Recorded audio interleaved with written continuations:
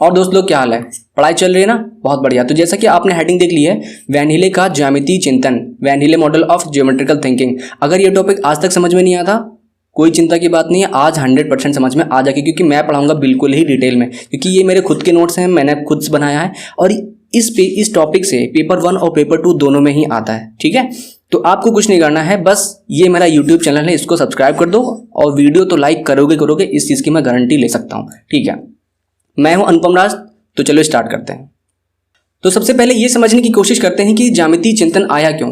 Pierre John Healy और उनकी wife Dina John Healy गेल्डॉफ दोनों ही डच एजुकेटर थे जो ज्यामिति पढ़ा करते थे। ठीक है, फिर उन्होंने क्या समझा कि बच्चे कुछ ना कुछ प्रॉब्लम फेस कर रहे हैं ज्यामिति को समझने में, और उन्होंने रिसर्च करी बच्चों पे और उनको समझ में आया कि बच्चे ज्यामिति किस प्रकार सीखते हैं, है ना, कैसे सीखते हैं, और उसी चीज को उन्होंने 5 स्तरों में डिवाइड कर दिया।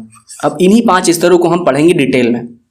ठीक है, और इसी पे हमारे क्वेश्चन आते हैं। 5 स्तर जो बनाए उन्होंने, तो सबसे पहले स्तर का नाम रखा उन्होंने लेवल 0 से स्टार्ट किया, है ना, नाम रखा चाक्षुषीकरण और लेवल 0 से स्टार्ट किया। लेवल 4 उनका हाईएस्ट था। जो अगर हम पूछे कि लेवल 4 क्या है, तो वो 5वां नंबर है। ठीक है, तो लेवल 0 को उन्होंने नाम दिया चाक्षुषीकरण। लेवल 1 क्या था? विश्लेषण।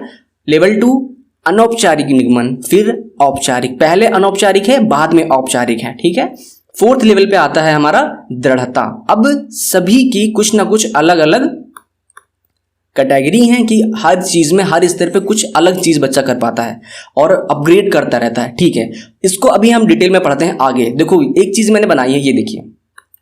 लेवल 0 पे था तो वो चाक्षुषीकरण पे था। लेवल 1 पे गया तो मतलब जब बच्चा सीखता जाता है ना, जितना सीखता जाता है वो अपना लेवल क्या करता है, बढ़ाता जाता है। ये लेवल उसका बढ़ रहा है। तो पहले चाक्षुषीकरण पे था, फिर विश्लेषण पे गया, फिर अनौपचारिक निगमन पे गया, फिर औपचारिक पे गया, फिर दृढ़ता पे गया। ठीक है, अब देखते हैं चाक्षुषीकरण का मतलब क्या है। जैसे कि मैं आपसे कहूं, चक्षु माने आप जानते हो क्या होता है? चक्षु माने सीधी सी बात है, आपको पता है, आंख होती है। चक्षु माने आंख होती है, तो आंख का क्या काम होता है?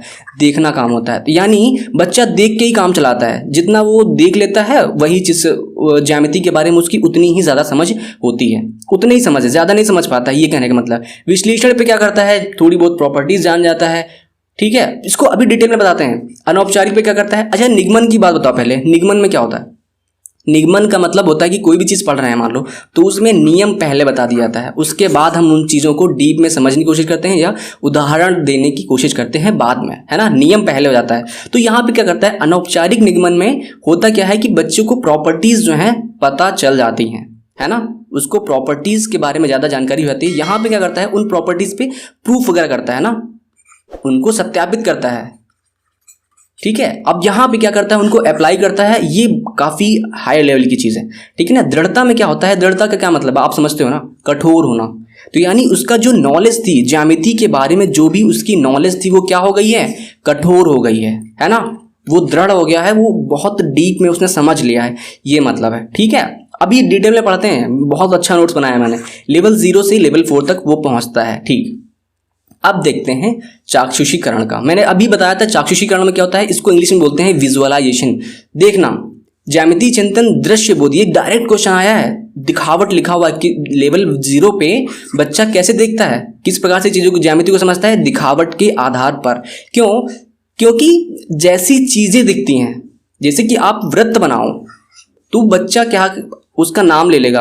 इतना बच्चा जब पढ़ाई कर रहा है तो इतना तो है ही है। लेवल 0 पे वो नाम लेता है, ये चीज ध्यान रखिए। लेवल 0 पे नाम लेना उसको समझ में आ जाता है। ठीक है, लेकिन इस चीज के बारे में, ये क्या है आप भी जानते हैं कि वृत्त है, लेकिन इसके बारे में उसको और कोई नॉलेज नहीं होती है कि हाँ ये वृत्त है। अब आगे चीज पूछोगे वो कुछ नहीं बता पाएगा, लेकिन वो तुरंत फटाक से ये कहेगा कि यार ये तो रोटी जैसी लग रही है, इतना कह देगा। यानी कि उसने रोटी देख रखी है ना अपने आसपास में, गेंद देख रखी है, तो मे भी हो सकता है कि वो कह दिया ये गेंद की तरह गोल है, इतना जानता है वो। अगर वो आयत की बात करेंगे, आपने अगर आयत बना दिया उसके सामने, तो वो कहेगा, क्या कहेगा कि ये कुछ दरवाजे से लग रहा है बट लेटा हुआ है, दरवाजे से है आयत, लेकिन ये दरवाजे जैसा है। इसके अलावा उसको आयत के बारे में कुछ भी नहीं पता।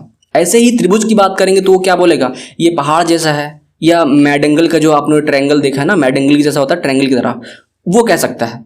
इसके अलावा उसको कुछ नहीं होता। इसी को हम मानसिक चित्रण भी बोल देते हैं, है ना। इसी चाक्षुषीकरण को हम, क्योंकि उसके मन में चीजें हैं, वो वस्तुओं को वस्तुओं को देख के उससे रिलेट कर पा रहा है, इसलिए उसको मानसिक चित्रण भी बोल देते हैं। मैंने क्या बताया अभी, नाम बता सकता है लेकिन विशेषताओं को समझता नहीं है। ये चीज मैंने बोली, विशेषताओं को नहीं समझ पाता, केवल और केवल नाम बता सकता है। ठीक है, अब मैं आपको बताता हूं और आगे चीज क्या है। तो जैसा कि आप यहाँ पे देख पा रहे हैं कि मैंने कुछ चित्र बनाए, आकृतियां बना रखी हैं ABCDEF। तो अगर चाक्षुषीकरण के लेवल पे बच्चा है तो इन चीजों में वो कहेगा कि ABCD और F, ये 5 हमारे पास क्या हैं, ये 5 हमारे त्रिभुज हैं। इसको भी त्रिभुज बोलेगा, B को बोलेगा, C को बोलेगा, D को बोलेगा, E को बोलेगा, लेकिन वो E को त्रिभुज नहीं बोलेगा। क्यों? क्योंकि उसने E जैसी कोई चीज, इस प्रकार का पतला ट्रायंगल उसने नहीं देखा है। और यहाँ पे भी देखिए, यहाँ पे ये ट्रायंगल नहीं है, ये जुड़ा ही नहीं है, तो ये ट्रायंगल नहीं है, लेकिन बच्चे को ऐसा लगता है क्योंकि उसने चीजें ऐसी थोड़ी बहुत देख ली, तो ज्यादा डिटेल में वो नहीं जा रहा है। यहाँ पे देखिए, ये 4 भुजाएं हैं, चतुर्भुज है यहाँ पे, ये देखिए, लेकिन फिर वो इसको भी वो त्रिभुज बोलेगा। तो यानी उसने जैसी वस्तुएं देखी थी उसी के हिसाब से बोलेगा। इस टाइप की चीज उसने नहीं देखी तो उसको वो त्रिभुज नहीं बताएगा। और ज्यादा प्रॉपर्टीज की बात नहीं कर रहा है, तो यहाँ पे देखिए, यहाँ पे ये कर्व है, फिर भी वो त्रिभुज बोल रहा है।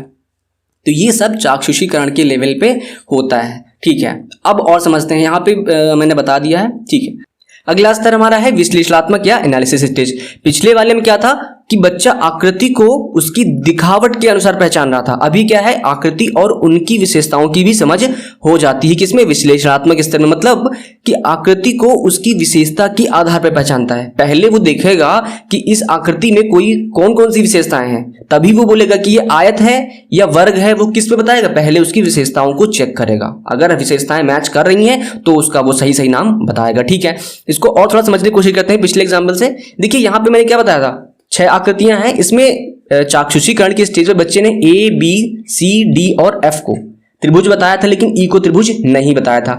लेकिन आप अगर इस चीज को ध्यान दें कि रियल में कौन कौन से हमारे त्रिभुज इसमें हैं, क्या क्या पहला हमारा त्रिभुज है, ये मैच नहीं कर रहा तो ये त्रिभुज नहीं है। यहाँ पे ये कर्व्ड है लाइनें, ये त्रिभुज नहीं है, ये भी नहीं है, ये एक हमारा चतुर्भुज है।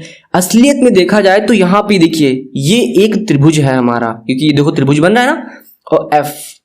अब E और F को, यानी पहले उसने इन 5 को हमारा त्रिभुज बताया था चाक्षुषीकरण की स्टेज में, अब केवल और केवल किसको बताएगा? E और F को। क्यों? क्योंकि उसमें प्रॉपर्टीज मैच कर रहा है, क्योंकि जिसमें 3 भुजाएं हैं मिली हुई हैं, है ना।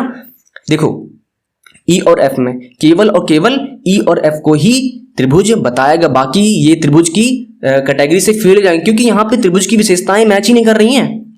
आया समझ में? ठीक है, अब ये चीज कहने का मतलब था कि विशेषताओं की समझ का ये मतलब है। अगली स्टेज में क्या कह रहा है कि अगला स्टेप क्या है हमारा, परंतु विशेषताओं के बीच संबंध को नहीं समझ पाते हैं। अब ये चीज क्या हो गई, जैसे कि मैं आपसे ये कहूं कि ये आयत है और ये वर्ग है, क्या आयत और वर्ग के बीच में कोई प्रॉपर्टीज कॉमन है? क्या कोई संबंध हो सकता है? बिल्कुल होता है। जैसे वर्ग को हम, कभी आपने देखा होगा तो वर्ग को हम आयत भी कहते हैं, है ना। वर्ग को एक आयत कह सकते हैं। वर्ग एक ऐसा आयत है जिसकी सभी भुजाएं बराबर हैं, बस इतना डिफरेंस होता है आयत और वर्ग में, बाकी सभी चीजें ऑलमोस्ट सेम होती हैं। विशेषताओं की संबंध को नहीं समझ पाता है तो कौन सी स्टेज होती है? तो हमारी विश्लेषणात्मक स्टेज होती है। जब समझने लगे तो अगली स्टेज होगी। अगले देखते हैं, विशेषताओं की सत्यता पर भी ध्यान नहीं देते हैं। अभी केवल विशेषताओं को उसने रट लिया है बस। जैसे कि ये आयत है, इसके सभी कोण 90 होते हैं, ये उसने रट लिया है। अभी प्रूफ किया क्या, इन सभी का योग कितना है? 360। ठीक है, ये स्टार्टिंग में क्या होता है, ये सब चीजें बता दी जाती हैं, बच्चा इसको प्रूफ करके नहीं देखता है कि हाँ ये सही है कि गलत है। ठीक है, तो अभी उसको प्रूफ पर ध्यान नहीं दे रहा है। आकृतियों को बना और माप सकते हैं, मतलब जैसे कि आपसे बोला जाए कि कोण बनाना है, 90 अंश का कोण बनाओ, ठीक है, तो बच्चा 90 अंश का कोण बनाना सीख जाता है इस स्टेज में, उसको नाप भी लेता है, 60 का कोण बना लेगा। ये सब चीजें हमारी विश्लेषणात्मक स्तर पे हो जाती हैं। ठीक है, अब चलते हैं हम अगले स्टेज पे, लेवल 2 पे आते हैं, अनौपचारिक निगमन, इनफॉर्मल डिडक्शन। ठीक है, इसमें क्या था, पहले बच्चा विशेषताओं को पहले से जान चुका है, अब क्या करेगा, विशेषताओं पे कुछ आगे बढ़ेगा। मैंने क्या कहा, विशेषताओं के साथ साथ उनकी बीच संबंध को भी समझने लगता है, यानी विशेषताओं के बीच में संबंध को भी समझने लगता है। अब बताता हूं इसका मतलब। तो जैसा कि आप आयत के बारे में जानते हैं कि सम्मुख भुजाएं बराबर और समांतर होती हैं, है ना, और सभी कोण हमारे 90 होते हैं। 3 चीजों की बात कर रहे हैं, भुजाएं आमने सामने के बराबर हो गई, समांतर हो गई सभी कोण 90 हो गए। ये 3 प्रॉपर्टी, क्या ये तीनों प्रॉपर्टी वर्ग में लागू होती हैं? देखो, सम्मुख जो है बराबर हैं, बिल्कुल बराबर हैं भाई। सभी कोण 90 हैं, सम्मुख जो है समांतर हैं। तो हम ये कह सकते हैं कि वर्ग भी एक प्रकार का आयत होता है, यानी कि हम इसकी विशेषताएं और इसकी विशेषताओं के बीच में कुछ ना कुछ रिलेशन है। ये क्वेश्चन पेपर में भी आता है कि वर्ग को आयत कह सकते हैं क्या? बिल्कुल कह सकते हैं, 100%। तो ये चीज जब बच्चा विश्लेषण स्तर पे था तब ये चीज जो रिलेशन इनके बीच में है वो नहीं बता पा रहा था। वो आयत को अलग पहचानता था, वर्ग को अलग पहचानता था, ठीक है। लेकिन जब इसकी प्रॉपर्टीज को इसमें अप्लाई करने लगे, है ना, इसकी प्रॉपर्टीज को इससे रिलेट करें और इसकी प्रॉपर्टीज इससे रिलेट करें, चाहे जो भी आकृति हो, तब हम कहते हैं कि बच्चा अनौपचारिक निगमन पे आ गया है। यही चीज मैं बताने की कोशिश कर रहा था कि विशेषताओं के बीच में संबंध को भी समझने लगता है, जो वो लेवल 1 पे नहीं कर पा रहा था। किसमें? विश्लेषणात्मक में नहीं कर पा रहा था, अब वो कर ले रहा है, ठीक है, थोड़ा अपग्रेड हो गया, ठीक है ना। अब देखते हैं, परिभाषा का निर्माण करने लगता है। इस लेवल पे जब आता है तो बच्चा खुद ही परिभाषाएं बना लगता है कि अगर आयत है तो आयत के बारे में, या वृत्त है तो वृत्त की परिभाषा वो लिखना स्टार्ट कर देगा, ठीक है। इसके अलावा की बात करते हैं, थर्ड पॉइंट हमारा है, अपनी विचारों को, उसने कोई अपना माइंड में विचार उसके माइंड में आता है तो वो उसको सही करने के लिए सिंपल आर्गूमेंट भी देगा कि भाई हाँ मेरी बात सही है तो क्यों सही है, मेरी आकृति के बारे में ये चीज़ सही है, तो वो चीज़ अपना तर्क देगा, ठीक है। कठिन उपपत्ति को नहीं समझते हैं। अगर आप उसको बहुत ज़्यादा कोई, ठीक है, समझने लगा है बच्चा, लेकिन ज़्यादा कठिन चीज़ की बात करेंगे तो वो नहीं समझ पाएगा। अभी भी देखो, फर्स्ट स्टेज में मैंने विश्लेषण पे भी बोला था कि वो बच्चा प्रूफ से उसका कोई मतलब नहीं होता है, और यहाँ भी सेकेंड लेवल पे भी, जब लेवल 2 पे है तब भी उसको ज्यामितीय सिद्धांतों की सत्यापन या प्रूफ की भूमिका या उसकी आवश्यकता नहीं समझते हैं, अभी भी नहीं समझता है, वो अगले स्तर पर समझेगा। देखो, वही चीज़ मैंने उदाहरण दे रखी है।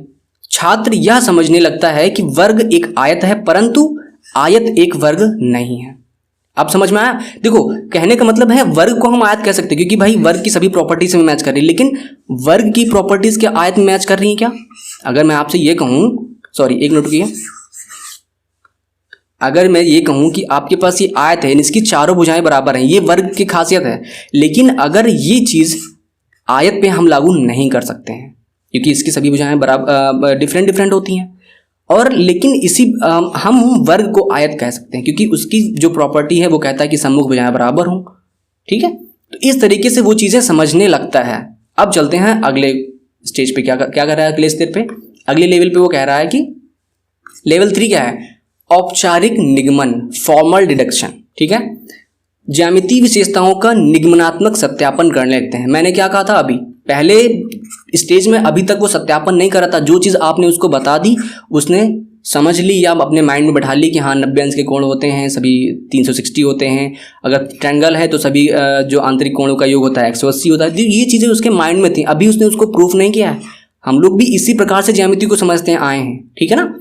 तो जब हम लेवल 2 पे आए होंगे तो हमने ये चीज़ करके ज़रूर सत्यापित करी होगी, ठीक है। तो हमने सत्यापन किस में करते हैं? लेवल 3 पे, यानी औपचारिक निगमन पे। परिभाषा, प्रमेय, स्वयं सिद्धों, एक्सियोम्स, प्रमाणों, प्रूफ की भूमिका को समझते हैं। मैंने अभी बताया ना, प्रूफ कर रहा है तो प्रूफ की तो भूमिका। एक्सियोम्स के बारे में थोड़ा सा बता देता हूं मैं। एक्सियोम्स स्वयं सिद्ध, हिंदी में समझो स्वयं सिद्ध, जो स्वयं में ही सिद्ध हो, है ना, जो स्वयं में ही सिद्ध हो। तो जैसे आपसे कहूँ कि रेखा है तो रेखा के एक प्रारंभ और एक अंत बिंदु होता है, रेखा का एक प्रारंभ और एक अंत बिंदु होता है, तो इसमें कोई प्रूफ की आवश्यकता नहीं है, है ना। कि भाई अगर मैं ये कहूँ कि रेखा के 2 बिंदु होते हैं, है ना, 2 बिंदुओं के बीच की दूरी रेखा होती है, तो इसको सत्यापित करने की आवश्यकता है क्या? नहीं, ये स्वयं में ही सिद्ध है, तो इसी को बोला जाता है स्वयं सिद्ध। तो इन चीज़ों की जो रिक्वायरमेंट होती है, इसकी भूमिका को समझने लगता है, प्रमेय और परिभाषा को भी और ज़्यादा लेवल पे समझने लगता है। अब जो हमारी लास्ट स्टेज है वो है हमारी दृढ़ता, रिगर। तो रिगर वाली स्टेज पे क्या होता है, मैंने क्या बताया? दृढ़ता का मतलब होता है कठोर होना। जो नॉलेज उसने, यानी जो सिद्धांत प्रूफ वगैरह उसने सॉल्व किए थे, जो प्रॉपर्टीज उसने समझी थी, वो सभी अब रफ हो गई हैं, मतलब अब और ज़्यादा उसको समझ में आ गया है, ठीक है। उसको अप्लाई कर रहा है, जो कैसी भी आप कोई भी ज्यामितीय क्वेश्चन दें उसको, तो उसमें कुछ चीज़ों को वो ऐड करेगा, डिज़ाइन बनाएगा। जैसे कि मैं आपसे ये कहूँ कि ये कुछ डायग्राम दिया हुआ है, ठीक है, ऐसे दिया हुआ है, तो उसमें अगर आपको कोई एंगल निकालना है तो वो हो सकता है इसको बाइसेक्ट कर ले या कुछ भी कर ले, इस टाइप की चीज़ें चीज़ें वो कब करता है, जब वो दृढ़ता स्टेज पे आ जाता है।